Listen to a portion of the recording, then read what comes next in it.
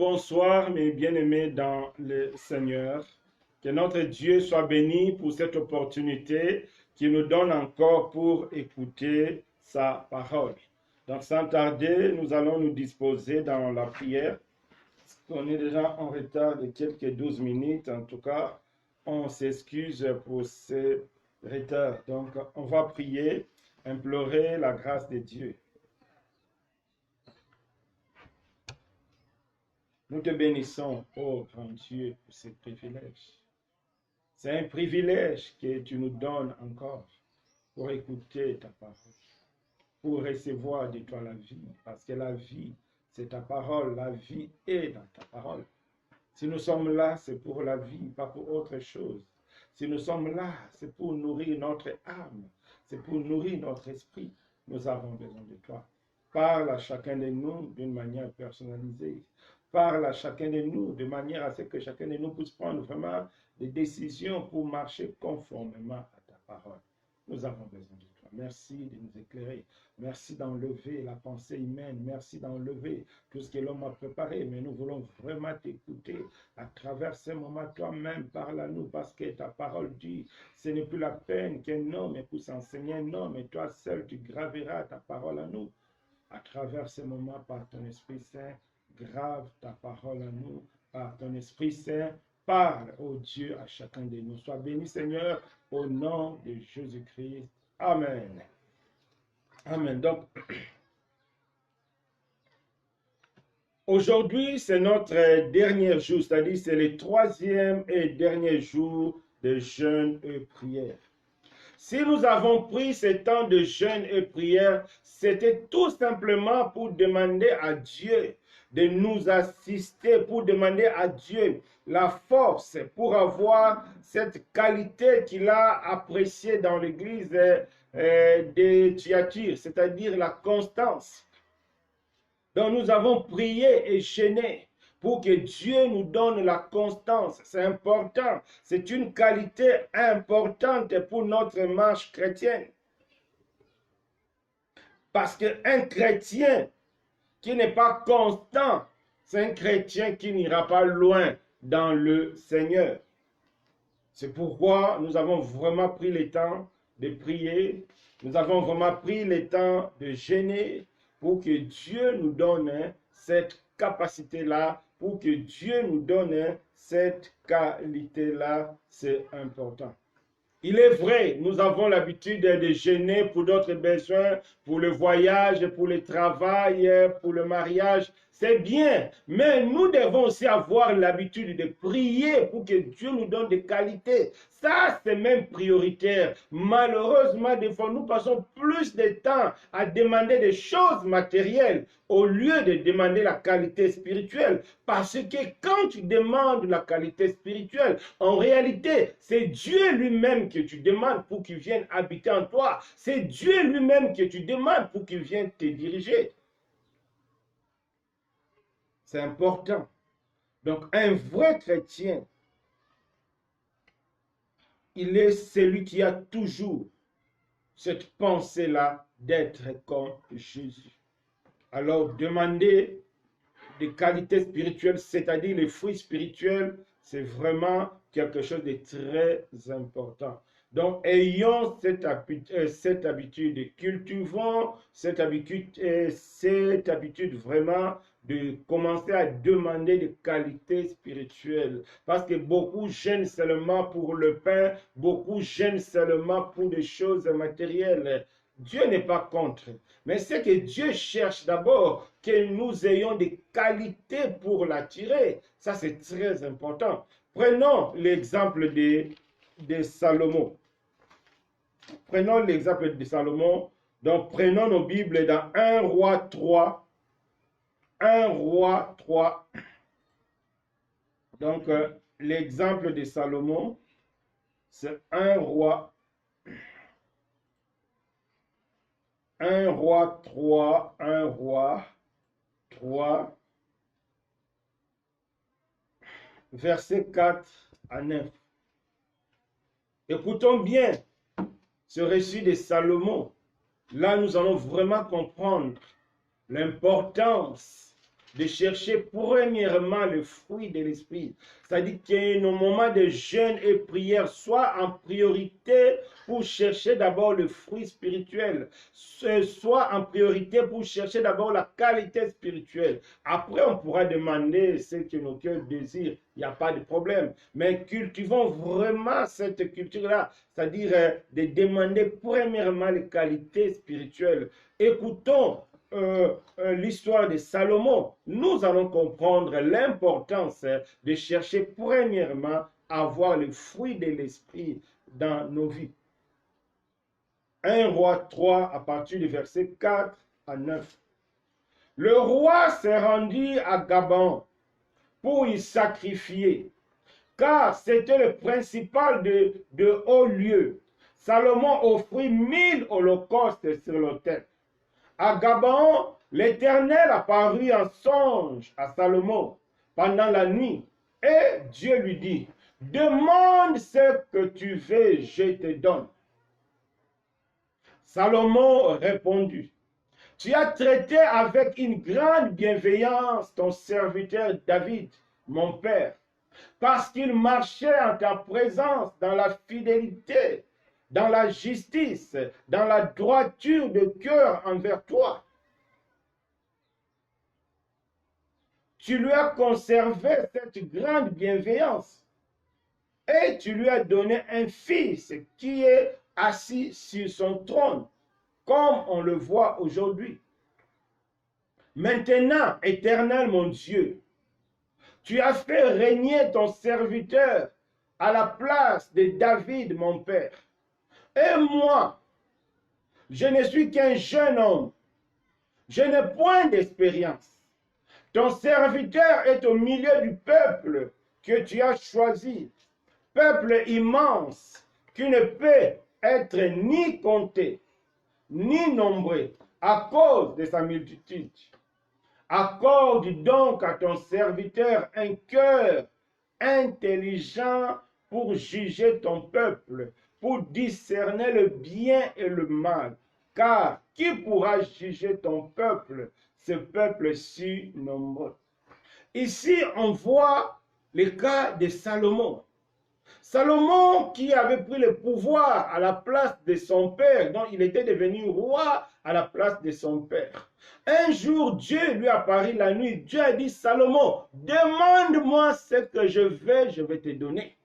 Mais la Bible nous montre, même quand Salomon, quand tu l'as parlé de son père, Salomon n'a pas parlé de son père dans un sens matériel. Oh Dieu, tu avais béni mon père, il était un grand roi qui avait beaucoup de biens, qui avait une force militaire exceptionnelle. Non, Salomon n'a même pas fait mention de ses qualités matérielles pour son père, mais il a fait mention qu'il y a des qualités spirituelles.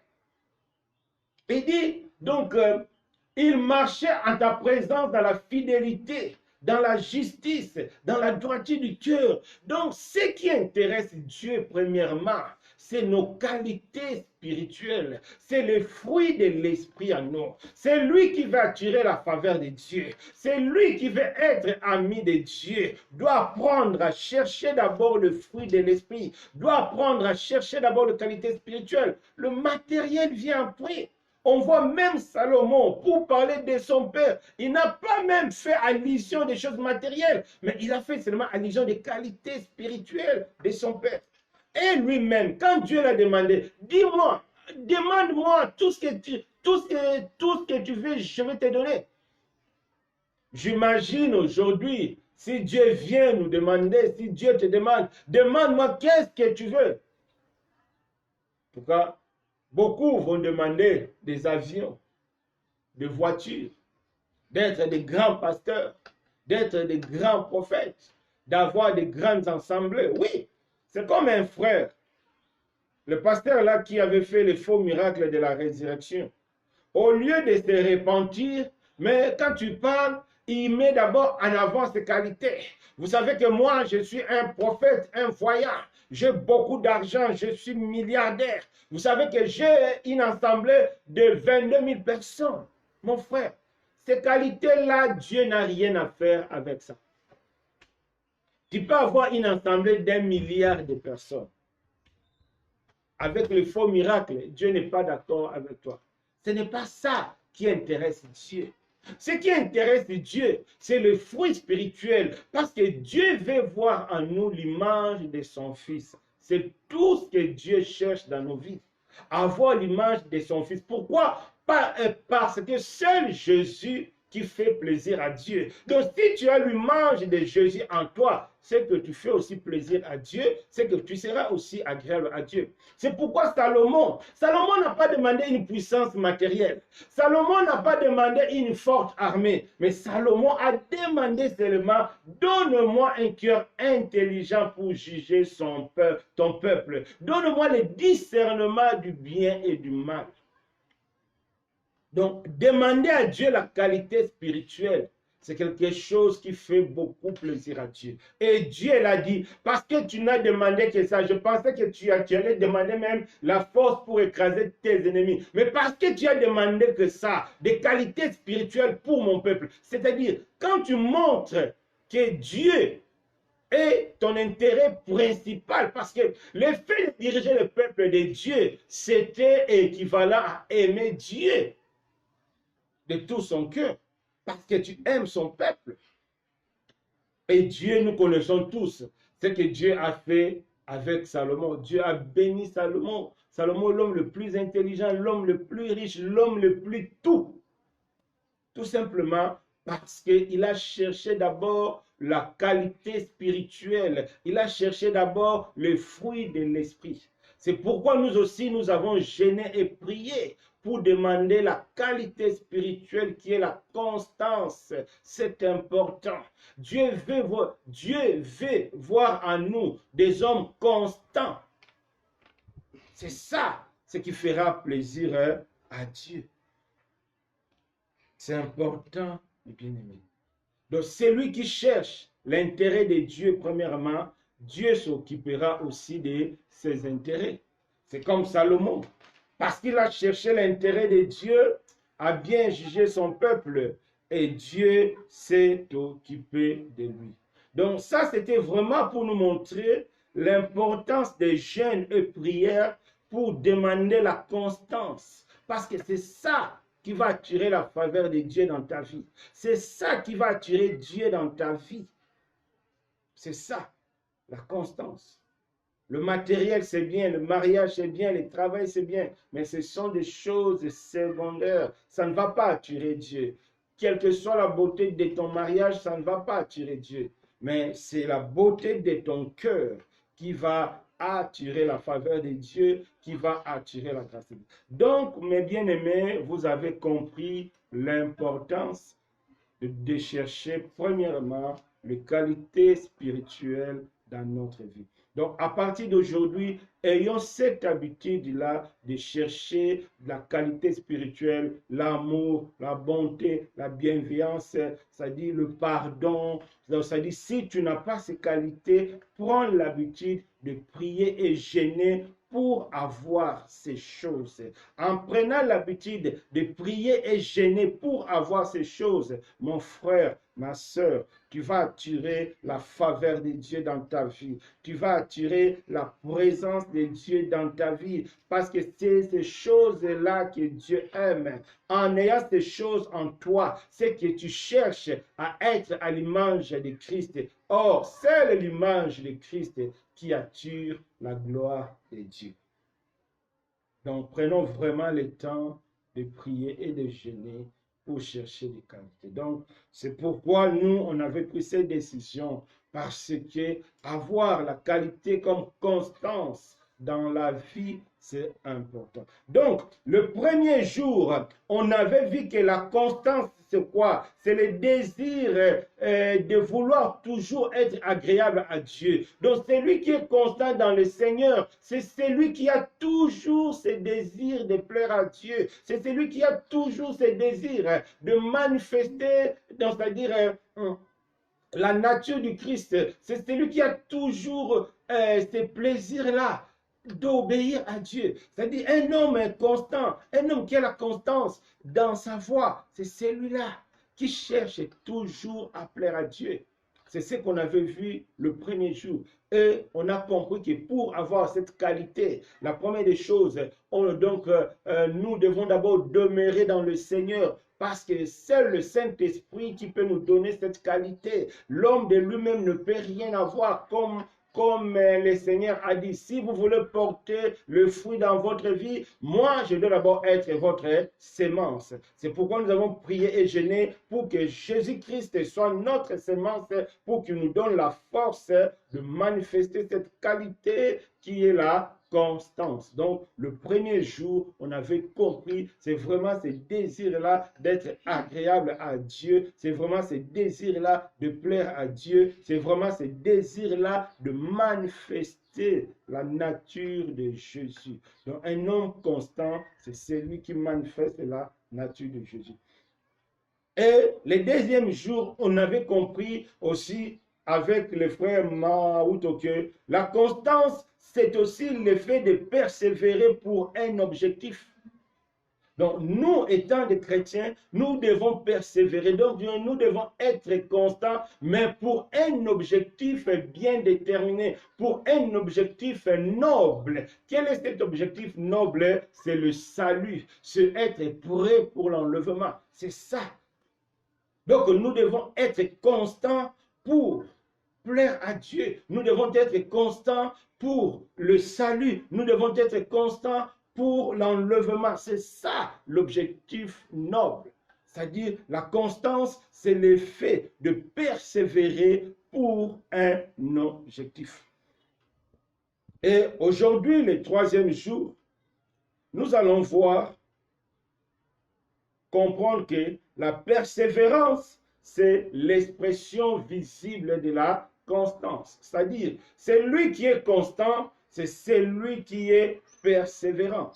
Et comment savoir que cet homme est constant? Comment savoir que cette sœur est constante dans le Seigneur? C'est quand elle montre vraiment le fruit de la persévérance. C'est-à-dire, la persévérance, c'est le fruit visible. Donc, c'est l'expression visible de la constance. Donc, c'est très important. Donc, nous devons persévérer dans le Seigneur. Parce que aujourd'hui, beaucoup de chrétiens quittent le plan de Dieu tout simplement par manque de persévérance. Ils commencent bien avec Dieu. Et à un moment donné, pour une raison ou une autre, on voit la personne abandonne le Seigneur. Le fait d'abandonner le Seigneur, le fait d'abandonner le premier amour, mon frère, ma soeur, tu t'éloignes aussi du plan de Dieu pour ta vie. Tu quittes aussi le plan de Dieu pour ta vie. C'est pourquoi nous devons persévérer. Sinon, il y a vraiment un risque énorme. Prenons le cas de la femme de Lot. La femme de Lot n'a pas persévéré dans l'ordre qu'avaient donné les deux anges. L'ordre, c'était quoi? Ne pas regarder en arrière. Elle a commencé à tenir ferme, seulement à l'arrivée. Donc, à quelques pas de l'arrivée, la femme de Lot a cédé. Elle a cessé de persévérer dans cet ordre-là. Et la Bible dit, elle était devenue un monument de sel. Donc, elle a perdu son salut. Elle a perdu. Elle a quitté le plan de Dieu tout simplement parce qu'à un moment donné, elle a cessé d'être persévérante. Elle a cessé d'être constante. Parce qu'elle a eu l'ordre. Donc, c'est important, bien aimé.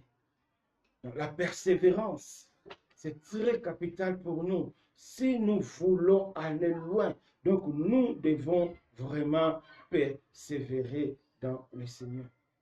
Ne soyons pas comme la femme de Lot, qui a échoué à quelques pas de l'arrivée.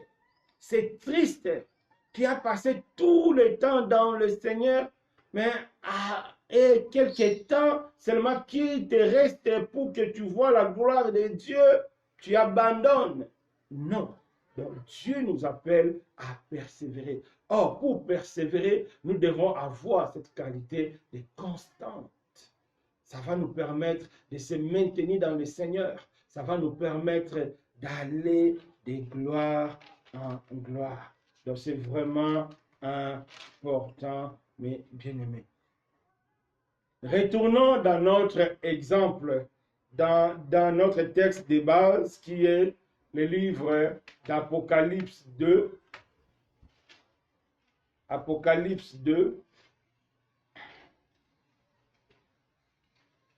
Apocalypse 2, verset 19. Qu'est-ce que la Bible dit? Je connais tes œuvres, ton amour, ta foi, ton fidèle service, ta constance, et tes premiers et tes dernières œuvres, plus nombreuses que le premier. Donc, tu vois, on voit vraiment le Seigneur qui admire cette église, qui apprécie cette qualité, la constance. Et le Seigneur a dit, tes dernières œuvres sont plus nombreuses que le premier. C'est-à-dire, celui qui est constant va toujours produire des fruits et toujours des fruits en abondance. Parce qu'il demeure dans le Seigneur. Donc, et quand on descend dans verset 25, qu'est-ce que la Bible dit? Seulement, ce que vous avez, retenez-le jusqu'à ce que je vienne. Donc, ce que tu as retenu, la parole que tu as retenue, la vie de sanctification que tu as, la vie d'obéissance que tu as, Dieu veut que tu puisses demeurer constante dans cette vie jusqu'à la fin. C'est ça. Donc il faut persévérer jusqu'à la fin parce que la vie éternelle appartient aux chrétiens persévérants. Et verset 6, qu'est-ce que le Seigneur a dit? À celui qui vaincra. C'est-à-dire, qui peut vaincre? C'est celui qui a demeuré ferme. Qui peut vaincre? C'est celui qui est constant. Qui peut vaincre? C'est celui qui a persévéré jusqu'à la fin. Mais bien aimé, Dieu nous appelle aujourd'hui à la persévérance. C'est la manifestation visible qui prouve que tu as la constance. Parce que celui qui persévère, c'est celui-là que Dieu apprécie. Donc, les chrétiens victorieux, ce sont des chrétiens qui persévèrent. Donc, ouvrons nos Bibles dans le livre de Matthieu, Luc 21. Luc 21. De 17 à 19. Luc 21, de 17 à 19. Vous serez haïs de tous à cause de mon nom, mais il ne se perdra pas un cheveu de votre tête. Par votre persévérance, vous sauverez vos âmes. Ici, le Seigneur nous avertit, nous, ses disciples. La vie chrétienne, c'est un combat. Viendra le temps difficile. Viendra le temps de prendre des décisions difficiles. Humainement parlant, des fois c'est suicidaire. Mais par l'amour du Seigneur, nous serons amenés à prendre des décisions.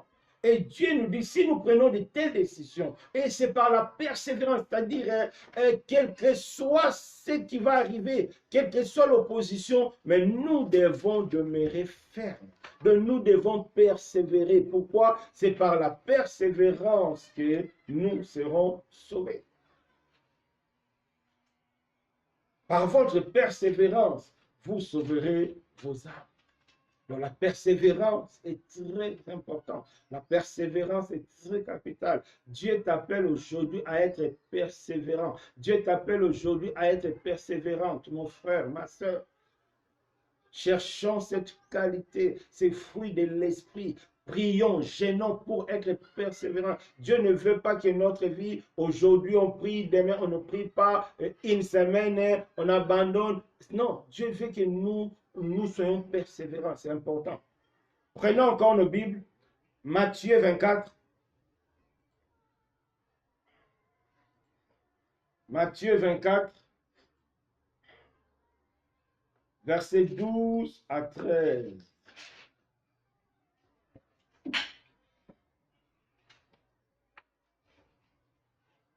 Matthieu 24. Et parce que l'iniquité sera accrue, La charité du plus grand nombre se refroidira. Mais celui qui persévérera jusqu'à la fin sera sauvé. La parole de Dieu est claire. Le temps difficile viendra. Le moment compliqué viendra. Mais Dieu nous demande de persévérer. Pourquoi? Parce que la vie chrétienne, c'est un combat. Mais ce combat-là, c'est Christ qui combat en nous. C'est pourquoi même les temps difficiles, les temps compliqués, Dieu nous appelle à persévérer parce qu'il sait que c'est son Fils qui combat pour nous. Il sait que c'est son Fils qui est notre force. Ne sois pas découragé.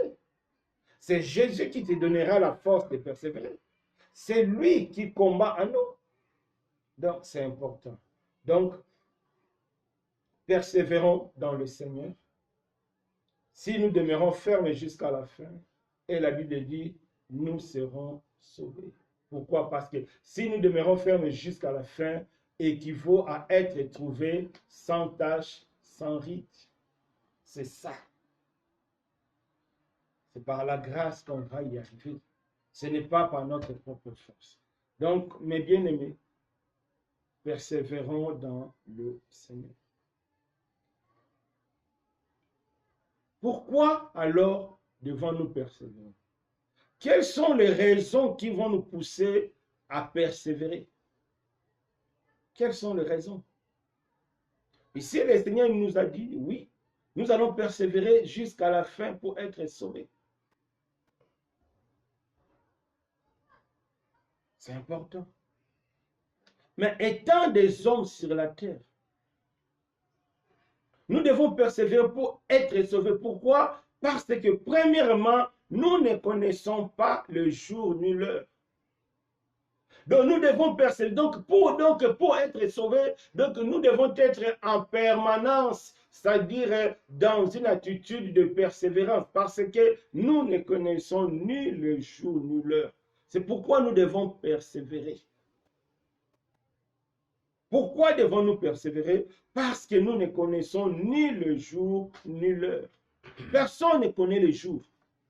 Personne ne connaît l'heure de l'enlèvement. L'heure où le Seigneur viendra, personne ne connaît. C'est la persévérance qui est l'heure. C'est la persévérance qui est le jour. Donc si tu es persévérant, donc tu ne seras pas surpris. Tu seras prêt le jour J. Parce que tu es persévérant.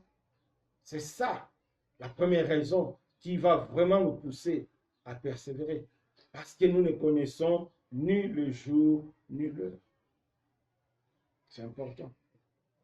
Deuxième raison qui va nous pousser à persévérer, parce qu'il y a un risque de quitter le plan de Dieu. Il y a un risque de quitter le plan de Dieu. Regardez Israël. Israël qui a quitté l'Égypte pour la terre promise. Ils ont marché dans le désert, ils ont persévéré. À un moment donné, les enfants d'Israël n'étaient plus prêts à continuer avec Dieu. Ils ont dit, nommons-nous un chef pour retourner en Égypte. Et en ce moment-là, donc, ils étaient tous rayés de la carte. Parce qu'ils ont cessé de persévérer dans le désert pour aller. Donc, il y a vraiment un risque de quitter le plan de Dieu. Parce que Dieu a un plan pour chacun de nous. Quelles que soient les conditions que tu vis actuellement, sache que Dieu a un plan pour toi. Sache que Dieu a un avenir pour toi. Dieu a une destinée pour toi. Pour entrer dans cette destinée, pour entrer dans ces plans, tu dois être persévérant. Jusqu'au temps voulu par Dieu. Il faut persévérer.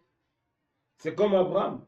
Aujourd'hui, quand on lit l'histoire d'Abraham, on voit que non, Dieu a promis à Abraham un fils et Dieu a donné à Abraham un fils. Oui. Mais en lisant l'histoire des prêtres, tu vas voir que ça, entre la promesse et la réalisation, Cela a pris du temps, des années et des années se sont écoulées pour que cette promesse puisse se réaliser. Alors Abraham a persévéré pour arriver à entrer dans sa destinée. Abraham a persévéré pour demeurer dans le plan de Dieu. Toi qui me suis maintenant, toi qui m'écoutes maintenant, je ne sais pas quel est le plan que Dieu a pour toi, mais je suis convaincu que Dieu a un plan pour toi parce que Dieu a dit ça dans sa parole. Il a un plan pour ses enfants, quel que soit ce que tu vis. Ne regarde pas ce qui est visible. La Bible dit le juste vivra par la foi. Nous ne devons pas marcher par la vue, mais marchons par la foi. Si nous marchons par la foi, pourquoi? Parce que nous sommes convaincus que Dieu a un plan pour nous. Alors, si Dieu a un plan pour toi, si Dieu a un plan pour nous, nous devons marcher dans la persévérance pour entrer dans ses plans. C'est important. C'est pourquoi Dieu nous appelle à persévérer, parce qu'il y a un risque de quitter son plan. Comme la femme de Lot, il a quitté le plan de Dieu parce qu'elle n'a pas persévéré. Elle a regardé en arrière, elle a fait marche en arrière. L'arrière, c'est quand on retourne dans le monde. C'est comme Israël dans le désert. Il a pris la décision de retourner en Égypte. Combien de frères et de sœurs qui ont pris encore la décision de retourner dans le monde, de vivre encore ce qu'ils ont laissé, de vivre encore, de manger encore. C'est comme un chien qui retourne encore aux aliments qu'il a vomis. Dieu ne veut plus cela. C'est pourquoi Dieu nous parle aujourd'hui de la persévérance. C'est pourquoi Dieu nous parle aujourd'hui d'être constant, tout simplement pour ne pas s'écarter de la destinée que Dieu a pour nous. Amen. Troisième raison qui nous pousse à persévérer, c'est la mort peut nous frapper à tout moment. Quel que soit ton âge, la mort peut te frapper. Alors si tu n'es pas persévérant et que la mort te trouve, vient le jugement. C'est pourquoi tu dois être persévérant, parce que tu ne sais pas quand est-ce que la mort peut te frapper. Parce que tu ne sais pas quand est-ce que la mort peut te trouver persévérant. Donc pour ces trois raisons, parce que nous ne connaissons ni le jour ni l'heure, parce qu'il y a un risque de quitter le plan de Dieu, parce que la mort peut nous frapper à tout moment. C'est pourquoi nous devons être persévérants. Donc celui qui est persévérant, c'est celui aussi qui est prêt pour l'enlèvement, c'est celui aussi qui est prêt pour affronter la mort. C'est la Vierge sage. Parce que la Vierge sage était prête à rencontrer l'époux, parce qu'elle avait la réserve d'huile. Et la réserve d'huile, c'est aussi la persévérance. Et la Vierge folle n'avait pas la réserve d'huile, elle n'était pas persévérante. Donc la Bible nous dit, elle a raté l'enlèvement. C'est pourquoi Dieu te parle aujourd'hui, mon frère, ma soeur. Cherchons la persévérance. Alors pour terminer, comment faire pour devenir persévérant? Il y a seulement trois choses que nous avons besoin pour persévérer dans le Seigneur. La première des choses, nous devons croire à la fidélité de Dieu. Parce que le Seigneur, quand on a lu les livres de Luc et de Matthieu, la Bible nous montre qu'il y a un moment, viendra des temps difficiles, viendra les temps pénibles. Alors pour persévérer, nous devons avoir une raison pour persévérer. Et cette raison, c'est quoi? C'est la promesse de Dieu, c'est la fidélité de Dieu. Dieu est fidèle. Dieu a promis. Dieu nous a promis la vie éternelle. Dieu nous a promis le salut. C'est pourquoi nous devons persévérer. C'est ça la première raison, la persévérance. C'est pour le salut. C'est pour être enlevé. Alors nous devons croire à cette promesse. Les gens viendront nous dire, oh, les choses là, ça a commencé depuis qui va venir jusqu'à aujourd'hui, il n'est jamais venu. Non, ne crois pas cela. Toi, crois que comme Dieu a dit qu'un jour son fils viendra, crois qu'un jour il viendra. À cause de cette promesse-là, Crois à la fidélité de Dieu, que Dieu réalisera. La Bible nous montre d'une manière claire qu'un jour, l'enlèvement se produira dans le monde. Ne soyons pas distraits. Nous devons croire à la fidélité. Souvent, pourquoi beaucoup de personnes quittent la foi chrétienne? D'autres disent que non, j'ai jeûné, mais je n'ai rien vu. C'est pourquoi je suis fatigué. J'ai décidé de retourner dans le monde pour vivre ma vie. Du moins, là-bas, j'aurai quelque chose. Donc, je vais jouir de ma vie. Ça, c'est une erreur. Ça c'est un plaisir pour un petit temps. Et à la fin, tu vas souffrir éternellement dans le feu éternel. Tu dois croire à la fidélité de Dieu, que Dieu est fidèle. Ce que la Bible dit, c'est vrai. Dieu a un plan pour toi. Un jour, ce plan se manifestera. Israël a attendu 4 siècles en Égypte pour sortir. 4 siècles. 4 siècles. Abraham a attendu plus de 10 ans pour avoir un fils. Croyons à la fidélité de Dieu. Même si tes amis, même si les pressions de l'environnement, même si les pressions de la famille, toi demeure. Parce que Dieu n'a que sa parole. Dieu n'a rien d'autre de concret pour nous que sa parole. C'est en mettant foi à la parole de Dieu que Dieu nous a promis. Sans la parole de Dieu, rien ne peut se réaliser. Et Pierre nous a dit que tout a été créé par la parole. Tout ce que nous voyons, tout ce que tu désires, tout ce que tu as besoin a été créé par la parole de Dieu. C'est pourquoi tu dois croire à la fidélité de Dieu. Et cette croyance te permettra de demeurer ferme, te permettra de persévérer parce que les temps difficiles viendront, le moment compliqué viendra. Mais qu'est-ce qui va te maintenir dans ta position devant le Seigneur? Parce que tu crois à sa fidélité. Même si maintenant je ne vois rien, je crois que demain, ça sera mieux. C'est important. C'est vraiment important. C'est pourquoi Dieu nous dit dans ces psaumes, qu'est-ce que la Bible nous dit? Donc on va prendre nos Bibles, psaumes.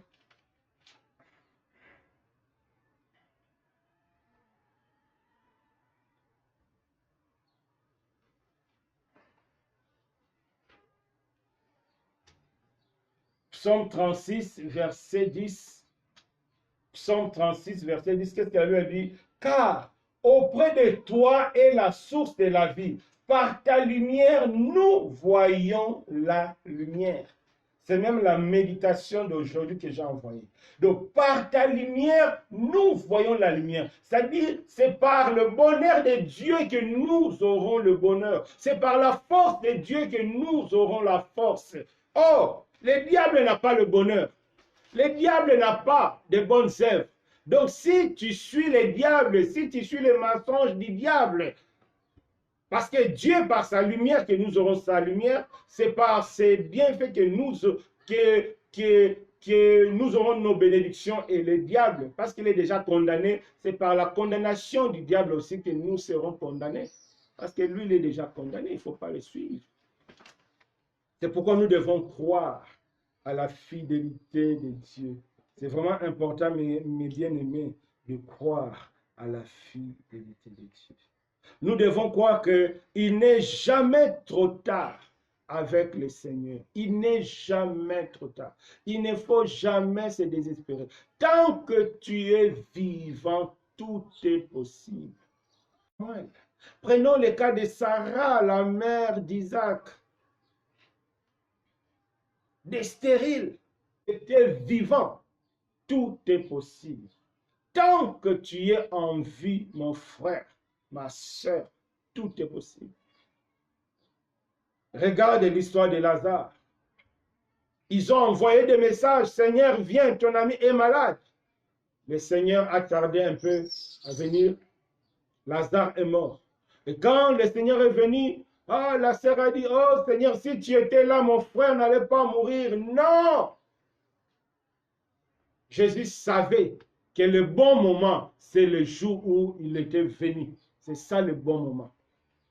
Ne pense pas que les temps que toi tu as dans la tête, c'est ça le bon moment. Non, non, non, non. Le bon moment, c'est le temps de Dieu. Et ce temps se manifestera selon sa volonté de Dieu, selon sa propre volonté. Ce n'est pas selon ce que tu penses, ce n'est pas selon l'environnement.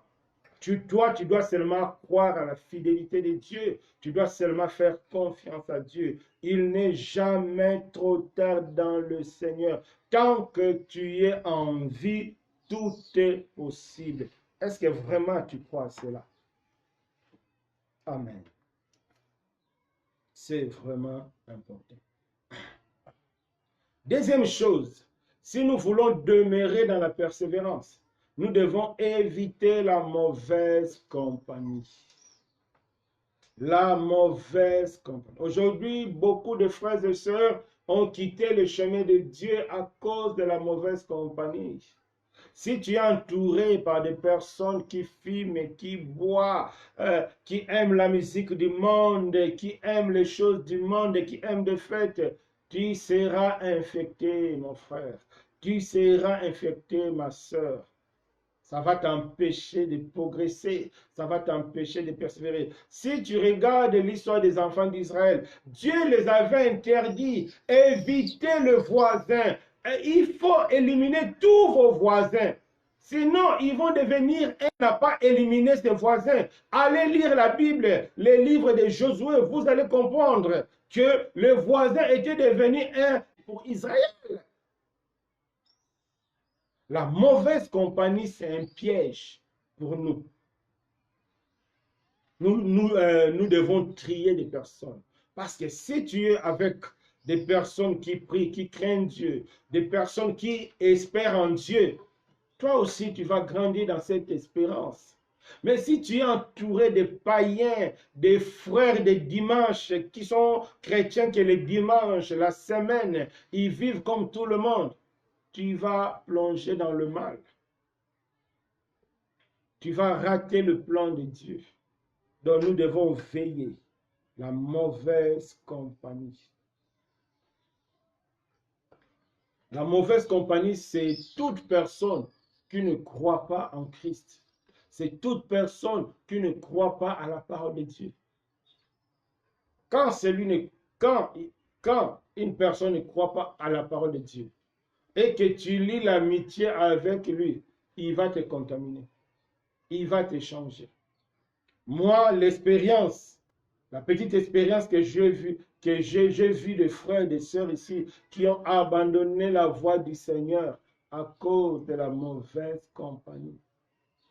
Des personnes qui étaient zélées au début de l'année, mais vers au milieu et la fin de l'année, ils ont abandonné, ils ne viennent plus même au culte, ils ont abandonné tout. Et qui étaient des serviteurs de Dieu, ils sont devenus des serviteurs du diable à cause de la mauvaise compagnie. Si tu veux persévérer dans le Seigneur, si tu veux garder la tête haute, des personnes à qui parler, choisis des personnes à qui marcher, choisis des personnes à qui partager la parole de Dieu, et tu vas persévérer dans le Seigneur. Amen. Et troisième élément et le dernier élément, nous devons nous donner, donc ça dit, nous avons besoin de la discipline spirituelle.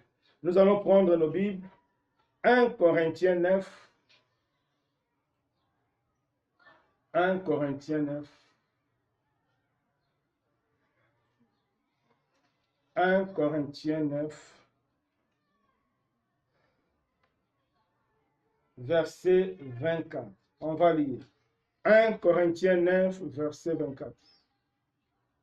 Ne savez-vous pas que ceux qui courent dans les stades courent tous, mais qu'un seul remporte le prix? Courez de manière à les remporter. Tous ceux qui combattent s'imposent toute espèce d'abstinence. Donc, tous ceux qui combattent, celui qui veut courir, gagner le prix, il s'impose toute espèce d'abstinence, c'est-à-dire de discipline. Nous avons besoin de la discipline spirituelle. C'est important. Regardons même la première église dans le livre des Actes. Actes, chapitre 2. Actes, chapitre 2.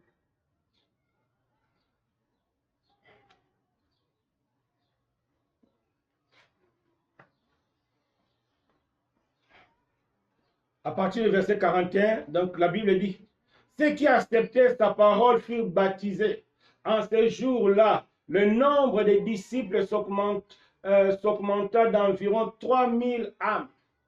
Ils persévéraient dans l'enseignement des apôtres, dans la communion fraternelle, dans la fraction du pain, dans la prière, et la crainte. Donc, c'est-à-dire, ils persévéraient dans l'enseignement des apôtres. Donc, pour grandir, ils devaient persévérer.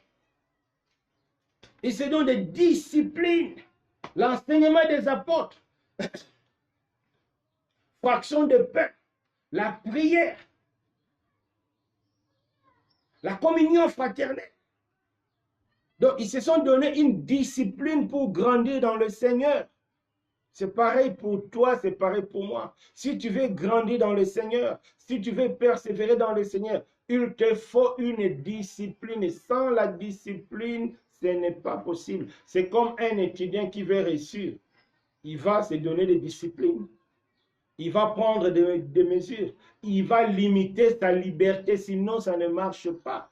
Si ta liberté n'est pas limitée dans le Seigneur, ça ne marchera pas. C'est important, mes bien-aimés dans le Seigneur. Et la discipline que nous avons besoin, nous devons avoir une vie de prière. Nous devons prier parce que la prière nous met en contact avec Dieu. Comme c'est Dieu qui nous donne la force. Donc nous avons besoin de la force de Dieu chaque jour. Donc nous devons prier chaque jour pour avoir de la force. Sans la prière c'est la nourriture. C'est notre nourriture spirituelle. La parole de Dieu, c'est notre nourriture spirituelle. Nous devons avoir une vie de prière. Nous devons avoir une vie de méditation. Nous devons avoir une vie d'église. Tu vois, comme la première église. Donc, ils persévéraient dans l'enseignement. Donc, nous devons assister dans nos cultes, suivre nos enseignements. C'est important pour grandir. Les gens qui disent que non, ce n'est pas la peine d'avoir une assemblée parce que le pasteur a fait ceci, ils se trompent. En lisant la Bible, on voit qu'il y a des faux, il y a des vrais. Ça n'a pas commencé aujourd'hui, l'histoire des faux pasteurs, des faux prophètes, ça n'a pas commencé aujourd'hui. Depuis les temps de Moïse, il y avait des Balaam, donc c'est-à-dire, il y a toujours des faux et des vrais. Mais c'est l'amour du Seigneur qui est en toi. Par l'amour du Seigneur qui est en toi, le Saint-Esprit te guidera vers le vrai. Celui qui reste à la maison, c'est qu'il est trompé par le diable. Tu ne peux pas être nourri dans la maison parce que Dieu a choisi des personnes qu'il a mis les dons pour nous nourrir spirituellement.